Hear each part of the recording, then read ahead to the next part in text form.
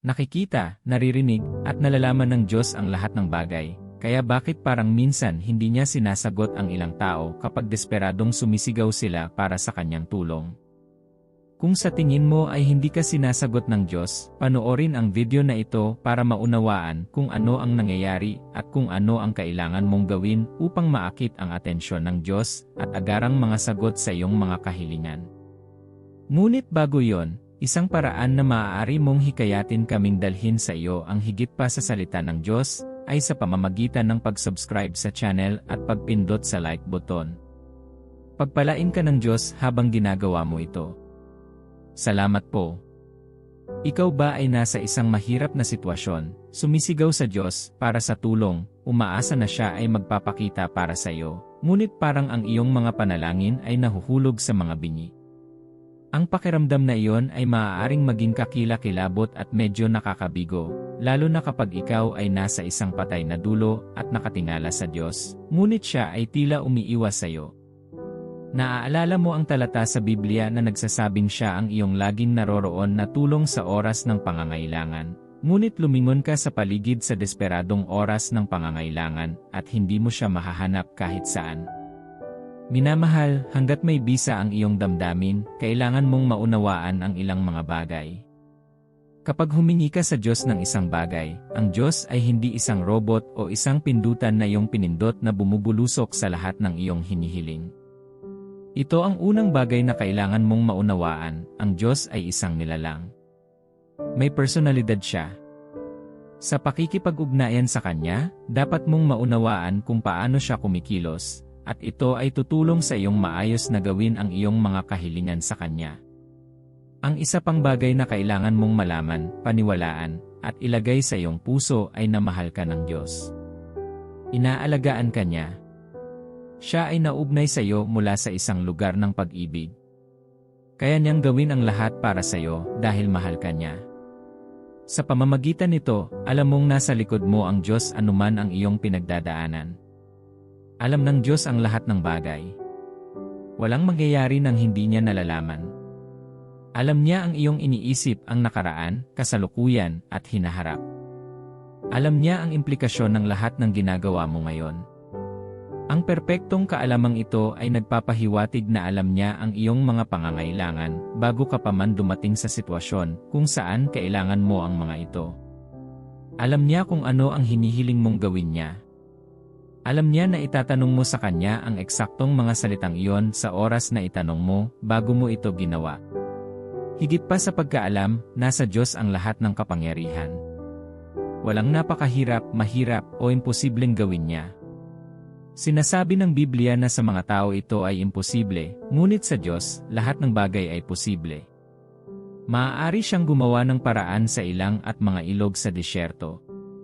Kaya Niyang gawing araw ang gabi at gawing posible ang mga bagay na hindi magagawa ng iba.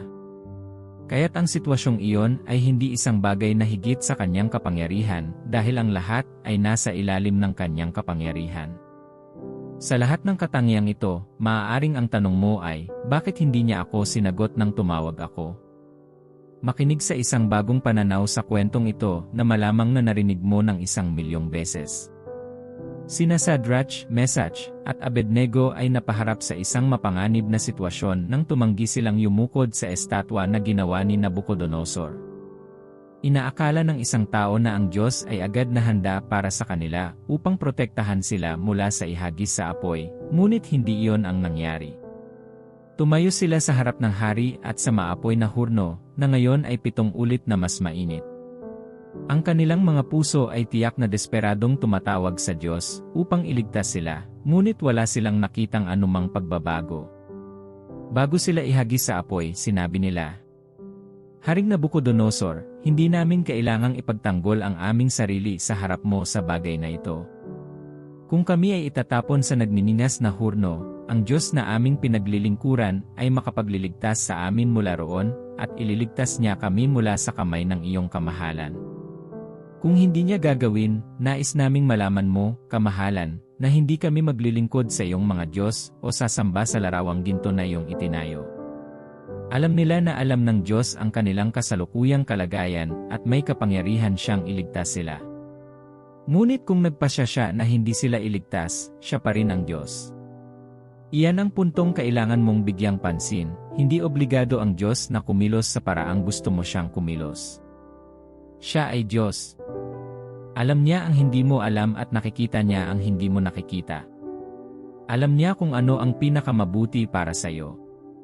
Higit sa lahat, alam niya kung ano ang luluwalhati sa kanya. Kung ang hinihiling mo ay hindi luluwalhatiin siya, hindi niya ito gagawin. Gayunpaman, lahat ng ginagawa niya ay ang pinakamabuti para sa iyo sa bawat sitwasyon. Kaya, kung siya ay sumasagot sa paraang gusto mo sa kanya o sa kanyang paraan, kailangan mong patuloy na magtiwala sa kanya dahil doon mo lang siya makikitang magpakita. Para sa kalinawan, narito ang ilan sa mga dahilan kung bakit hindi ka sinasagot ng Diyos. Numero 1. Kasalanan. Ang kasalanan ay isa sa pinakamabisang dahilan kung bakit hindi nakakakuha ang mga tao ng mga sagot sa kanilang mga panalangin. Ang kasalanan ay nagtutulak sa pagitan ng tao at ng Diyos na nagpaparamdam sa Diyos na malayo. Alinman sa hindi ipinagtapat na kasalanan o isang buhay ng patuloy na kasalanan ay gumagawa ng isang tao na isang kaaway ng Diyos. Sinasabi ng Isaias 50, 1:2. Tunay na ang bisig ng Panginoon ay hindi masyadong maikli upang magligtas, o ang kanyang tainga ay hindi masyadong makarinig. Ngunit ang iyong mga kasamaan ay naghiwalay sa iyo sa iyong Diyos. Ang iyong mga kasalanan ay ikinubli ang kanyang mukha sa iyo upang hindi niya marinig. Ito ang katotohanan para sa karamihan ng mga tao, kaya hindi sila nakakatanggap ng mga sagot sa kanilang mga panalangin. Ngayon, tungkol sa kasalanan, iniisip ng maraming tao kung ano ang kanilang ikinategorya bilang malalaking kasalanan tulad ng pangangalunya, pagnanakaw, at iba pa. Ngunit sinasabi ng Biblia na ang bawat gawa ng kalikuan ay kasalanan. Ang maliit na, sa halip na isang hindi, ay sapat na kasalanan upang pigilan ang iyong mga panalangin sa pag-akyat sa langit. Kung ito ang dahilan kung bakit hindi ka sinasagot ng Diyos, hindi mo kailangang madama na tinanggihan o pinabayaan. Nasa pintuan pa rin siya, kumakatok at umaasang bubuksan mo siya. May kapintasan si David sa kanyang buhay nang kunin niya ang asawa ng ibang lalaki at patayin ang asawa. Sa loob ng halos 1 taon, si David, na isang kaibigan ng Diyos, ay malamang na nadama na malayo sa kanya. Hindi niya namalayan ang agwat hanggang sa dumating sa kanya ang propetang si Nathan. Sa puntong iyon, napagtanto niya ang kanyang ginawa at nagsisi, at pinatawad siya ng Diyos na nagtapos sa katahimikan. Kung sa tingin mo ay hindi ka sinasagot ng Diyos, saliksikin ang iyong puso. Mayroon bang anumang bagay na nagpapadama sa iyo ng pagkakasala? Kung mayroon, humingi ng awa, gaya ng ginawa ni David. Dapat gabayan ka ng aklat ng awit 51 kung paano ito gagawin.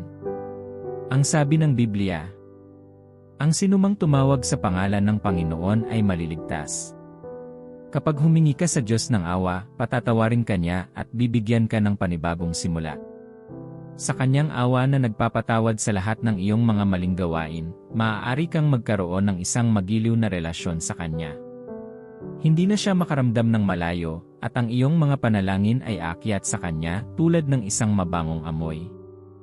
Bilang 2, kawalan ng pananampalataya. Nararamdaman mo ba na nakikipag-usap ka sa Diyos kapag humihingi ka ng mga bagay? Maraming tao ang nagdarasal para maibsan ang bigat ng isang sitwasyon, ngunit hindi sila naniniwala na ang Diyos ay sumasagot o makakasagot.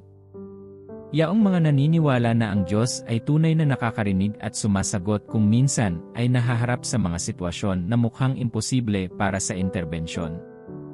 Pagkatapos ay naniniwala sila na dahil mahirap o imposible para sa kanila na ayusin, nalalapat din yon sa Diyos. Ang kalagayang ito ng puso ang dahilan kung bakit maraming tao ang hindi nakakatanggap ng mga sagot, kahit na sila ay sumisigaw sa Diyos. Sa karamihan ng mga kaso, ang kanilang mga bibig lamang ang gumagawa ng pagtatanong, ang kanilang mga puso ay talagang hindi naniniwala na magagawa ng Diyos ang kanilang hinihiling. Sinasabi sa Hebreo 3:11, kaya't nakikita natin na hindi sila nakapasok dahil sa kanilang kawalan ng pananampalataya. Itakda ang katotohanan ito sa iyong puso minsan at para sa lahat, walang napakahirap para sa Diyos. Bumuo ng isang matatag na relasyon sa Diyos hanggang sa punto na alam mo ang kanyang kalikasan at karakter, at magagawa mong harapin ang bawat sitwasyong ibinabato sa iyo ng buhay nang may katiyakan na ito ay wala sa Diyos. Hindi mo kailangang sisihin ang iyong sarili kapag nakikipaglaban sa kawalan ng pananampalataya. Minsan ito ay isa sa mga taktika ng kaaway upang gambalain ang iyong puso at hadlangan ka sa paggawa ng iyong kahilingan sa tamang estado ng pag-isip. Ang sabi ng Biblia, kapag humingi kayo ng anuman sa aking pangalan, maniwala kayo na natatanggap niyo ito, at ito'y inyong makukuha. Ang lahat ay hindi nagtatapos kung hihilingin mo lang sa Diyos, kailangan mong maniwala sa kapangyarihan at kakayahan ng Diyos. Dapat kang maging sigurado na magagawa ng Diyos ang iyong hinihiling. Dapat ka ring maniwala na ang Diyos ay nakikinig at sumasagot sa mga panalangin. Higit pa sa mababaw na pagtatanong ng mga bagay-bagay at bumuo ng isang relasyong nakabatay sa pananampalataya sa Diyos. Isang relasyon na nagpapapaniwala sa iyo na ang Diyos ay makapangyarihan sa lahat at na Siya ay magpapakita sa iyo kapag tumawag ka. Kapag mayroon kang ganitong estado ng puso, makikita mo na hindi mo na mararamdaman na hindi ka na sinasagot ng Diyos. Kahit na hindi ka nakatanggap ng agarang tugon sa iyong kahilingan, malalaman mong narinig niya at ginagawa niya ang lahat para sa iyong ikabubuti. Ang isa pang dahilan kung bakit karamihan sa mga tao, sa kabila ng paniniwala sa imposible, ay hindi tumatanggap ng mga sagot mula sa Diyos ay dahil sila ay hindi nagtatanong o hindi nananalangin ayon sa kalooban ng Diyos. Sinasabi ng Biblia na ginawa ng Diyos ang tao para sa kanyang kabutihan. Hindi mo hiniling na gawin, ginawa ka ng Diyos dahil may dahilan at layunin Siya para sa iyo. Ngayon, dapat mong mahanap ang layuning iyon at ihanay ang iyong buhay ayon dito sa bawat panahon at sandali ng iyong buhay. Ngunit maraming tao ang masyadong abala sa pagsisikap na gawin ang mga bagay sa kanilang sariling paraan upang mapangalagaan ang kalooban ng Diyos.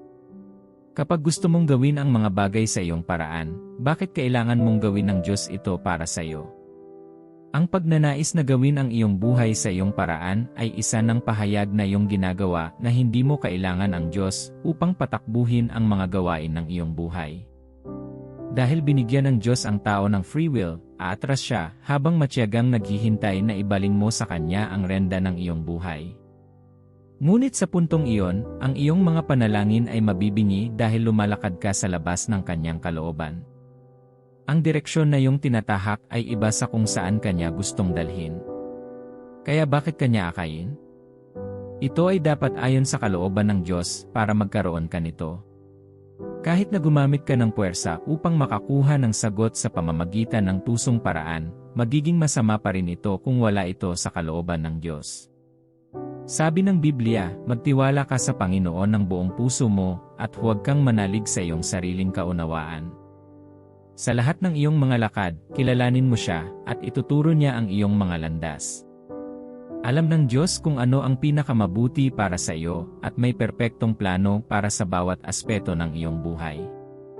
Bakit hindi ibigay ang mga bato ng iyong buhay sa Kanya, hanapin ang Kanyang kalooban, at simulan ang paggawa ng iyong mga panalangin at mga kahilingan ayon sa Kanyang kalooban?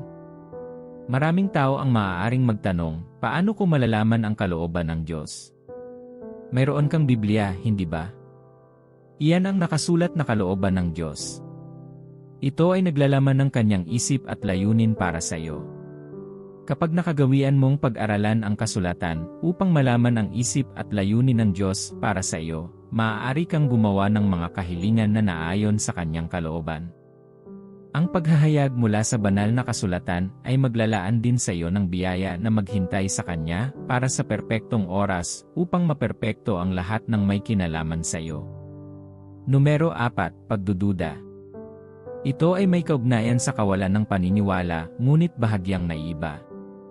Ang estado ng kawalan ng pananampalataya ay kapag hindi ka naniniwala na ang Diyos ay magpapakita para sa iyo para sa anumang dahilan hindi mo lang nakikitang sinasagot ka ng Diyos sa kabila ng iyong pagtawag sa Kanya. Ang pagdududa, sa kabilang banda, ay kapag naniniwala kang magagawa niya ito, ngunit hindi ka sigurado. Ang iyong puso ay puno ng maraming katanungan. Sinusubukan mong unawain kung paano niya gagawin ang sinabi niyang gagawin niya. Ang estado ng pusong ito ay otomatikong hahadlang sa Diyos sa pagsagot sa iyong kahilingan. Sinasabi sa Santiago 1:6, ngunit kapag humingi ka, dapat kang maniwala at huwag mag-alinlangan, sapagkat ang nag-aalinlangan ay parang alon sa dagat, na hinihipan at itinataboy ng hangin. Ang taong iyon ay hindi dapat umasa na tatanggap ng anuman mula sa ang Panginoon. Ito ay mga talata mula sa kasulatan, hindi kung ano ang ginawa ng isang tao. Ganyan kabigat ang pagdududa. Ito ay isang hadlang na hahadlang sa posibilidad ng lahat ng matatanggap mo mula sa Diyos. Ang pagdududa ay hindi isang bagay na dapat mong biro o baliwalain. Hindi mo dapat sabihin, siya ay Diyos, hayaan siyang gawin ang anumang kanyang gagawin. Dapat ko bang ilagay ang aking buong pagtitiwala sa Kanya, bago niya gawin ang Kanyang magagawa?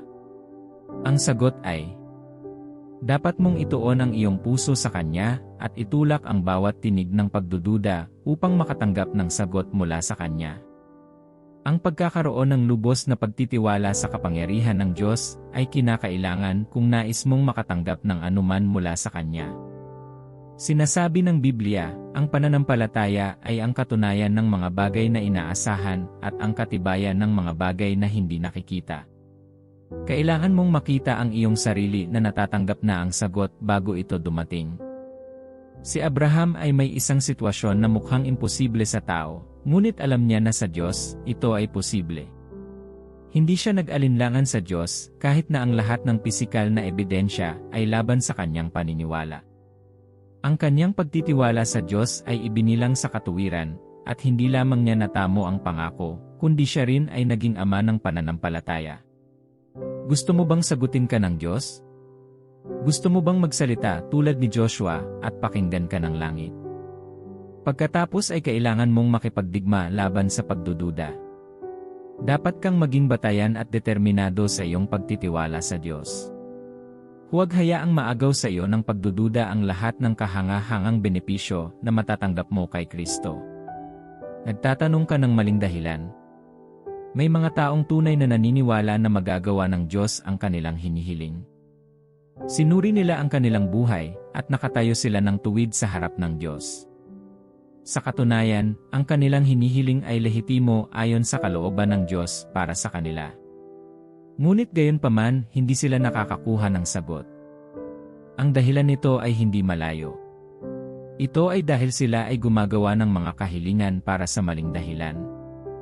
Siyempre, nais ng Diyos na mabuhay ka ng mahaba at malusog na buhay.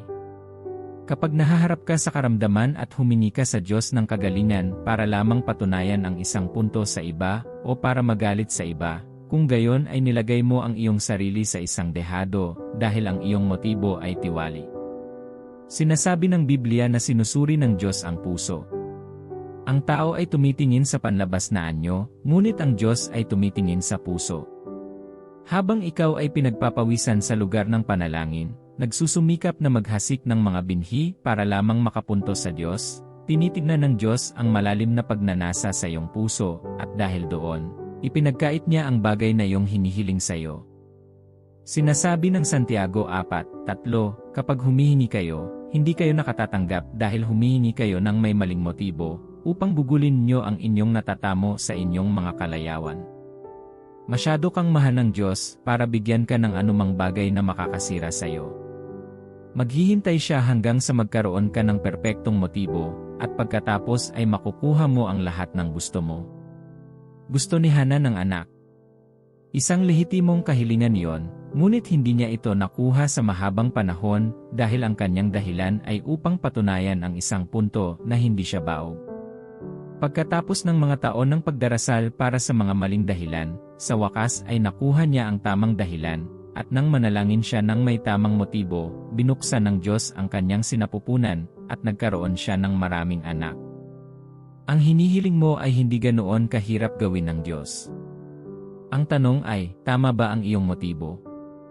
Naitanong mo na ba sa iyong sarili, bakit gusto ko talaga ito? Kapag ginawa mo ang introspective na pag-iisip, matutuklasan mo ang tunay na dahilan sa likod ng karamihan sa iyong mga kahilingan. Kapag nakakita ka ng dahilan na hindi naaayon sa kalooban ng Diyos, at hindi magdadala ng kaluwalhatian sa Diyos, hilingin sa Kanya na linisin ang iyong puso. Kapag ipinagdasal mo ang panalangin ito, magkakaroon ka ng pusong hindi nababalot sa mga bagay ng mundong ito. Hilingin sa Diyos na tulungan kang makita ang mundo sa paraang nakikita niya ito.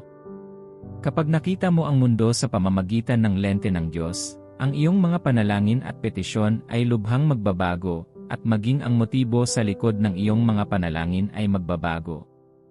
Hindi ka nahihingi ng mga bagay para lamang matugunan ang iyong mga pagnanasasalaman.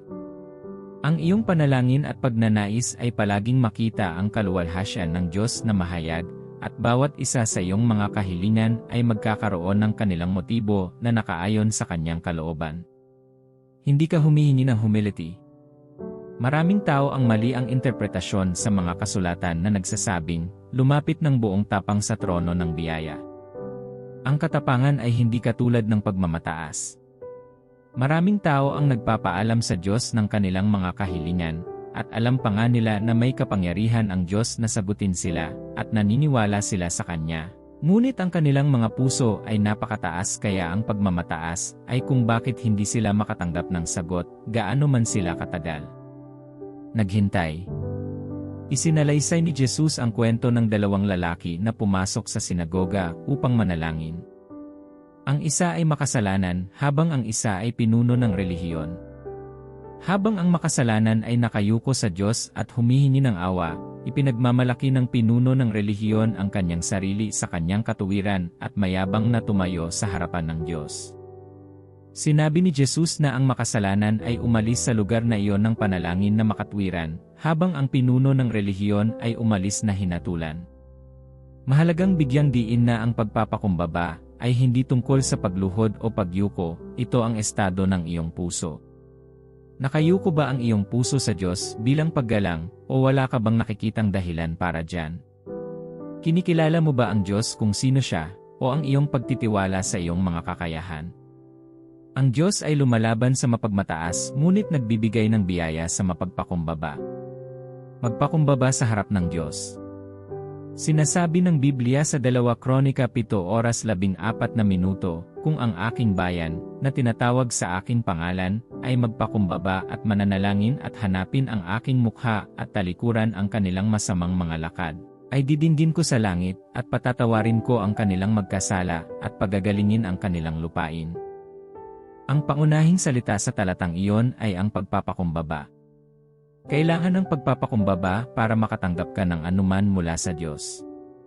Ang lahat ng natatanggap mo mula sa Diyos ay sa pamamagitan ng awa, at dahil sa Kanyang awa, ang Kanyang pag-ibig ang nagpapangyari sa iyo. Kung wala ang Kanyang pag-ibig at awa, ang lahat ng iyong katuwiran ay walang iba kundi maruruming basahan sa harap ng Diyos. Kaya't ang iyong mabubuting gawa, tagumpay, pangalan, at titulo ay mga badge na kailangan mong alisin kapag humarap ka sa Diyos. Dapat mong palaging kilalanin na ikaw ay walang kabuluhan kung wala ang Diyos. Huwag lumapit sa Kanya ng mayabang, nagsasalita na para bang siya ay nasa iyong beck at call. Ang Diyos ay umunlad sa pagsamba. Nais niyang sambahin at parangalan mo siya mula sa isang lugar ng pagpapakumbaba at ganap na pagsuko. Kung hindi ka nakakatanggap ng sagot mula sa Diyos, saliksikin ang iyong puso. Ikaw ba ay mapagmataas, kampante, at tiwala sa iyong mga kakayahan, habang ginagamit ang Diyos bilang isang bako? Kung ikaw iyon, magsisi at ibigay ang lahat sa Diyos. Kapag ginawa mo ito, hahantong siya sa iyong kaso at pinatutunayan ang kanyang sarili na makapangyarihan sa iyong buhay. Mayroon kang ibang alternatibo sa labas ng Diyos. Narito ang isa pang dahilan kung bakit maaaring hindi ka sagutin ng Diyos. Kapag humingi ka ng anumang bagay mula sa Diyos, ang iyong buong debosyon, pagtatalaga, at katapatan ay dapat sa Kanya. Dapat mong malaman na siya lamang ang iyong pag-asa. Kapag mayroon kang iba't ibang alternatibo at sinabi mo pa na kung sakaling hindi ka sagutin ng Diyos, gagawin mo ito at iyon ay isang estado ng puso na hindi ka kwalipikado na tumanggap ng anumang bagay mula sa Diyos. Itakda ang iyong puso sa Diyos lamang. Tignan mo siya bilang iyong tanging pag-asa dahil siya lamang ang iyong pag-asa. Ang paggawa nito ay makatutulong sa iyo na maghintay sa Kanya, at sa huli, makikita mong sinasagot niya ang lahat ng iyong mga kahilingan. Ano ang iba pang dahilan kung bakit hindi ka sinasagot ng Diyos? Hindi ka masunurin sa Diyos. Kinamumuhian ng Diyos ang pagsuway, kaya naman maraming tao ang hindi nakakatanggap ng mga sagot mula sa Kanya. May hinihiling ka sa Kanya ngayon, ngunit sinunod mo ba ang sinabi niya sa iyo kahapon? Nagdadasal ka para sa isang pambihirang tagumpay, at ipinakita na sa iyo ng Diyos ang diskarte na dapat gawin, ngunit dahil mahirap, patuloy kang humihiling, iniisip na makukuha mo ang iyong hinihiling sa pamamagitan ng maraming pagtatanong. Ang mga bagay ay hindi gumagana sa ganoong paraan. Inuna ng Diyos ang pagsunod.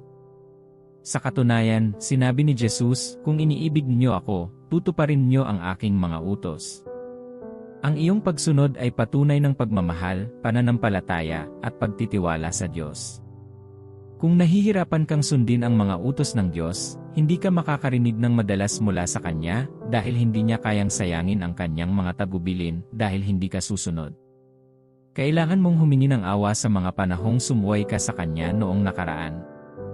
Suriin ang iyong journal para makita ang mga aksyon na hinihiling niya sa iyo na gawin. Kung hindi mo naaalala, hilingin sa banal na espiritu na paalalahanan ka. Pagkatapos ay humingi ng biyaya upang sumunod. Kapag sinunod mo siya, binubuksan mo ang langit sa iyong buhay, at napupunta ka sa isang lugar ng magiliw na relasyon sa Kanya, kung saan siya ay madalas na nakikipag-usap sa iyo, at agad kang sumusunod. Maaaring ito ay isang pagsubok ng pananampalataya. Minsan nalagyan mo ng tsek ang lahat ng kahon, masunurin ka, may pananampalataya, at lumakad ng matwid ayon sa kalooban ng Diyos, ngunit hindi ka sinasagot ng Diyos. Ang panahong ito ay parang isang madilim na oras, kung saan ikaw ay naglalakad mag-isa sa isang madilim na kalsada nang walang tulong o signal ng liwanag sa unahan. Ito ay panahon ng pagsubok sa pananampalataya at pasensya. Ang puntong iyon ay kung saan tinuturuan ka ng Diyos ng pasensya. Laging tahimik ang examiner kapag may pagsusulit. Nariyan siya, ngunit dapat mong sagutin ang mga tanong mula sa lahat ng itinuro niya sa iyo. Sa bandang huli, kapag nakapasa ka sa pagsusulit, na-promote ka. Ang katahimikan na iyong nararanasan ay maaaring dahil ikaw ay nasa panahon ng paghihintay. Kung ang iyong buhay ay aayon sa kalooban ng Diyos, kung gayon ito ay dapat na ayon sa Kanyang panahon. Ang oras ng Diyos ay palaging ang pinakamahusay. Kung pinagdadaanan mo ang panahong ito, panatilihing buhay ang iyong pananampalataya. Alamin ang lahat ng mga aral na itinuturo sa iyo ng Diyos, at kapag ang tamang panahon, bibigyan ka niya ng mas mahusay kaysa sa iyong hinihiling. Huwag magsawa sa paghihintay sa Diyos. Kapaki-pakinabang ang maghintay sa timing ng Diyos.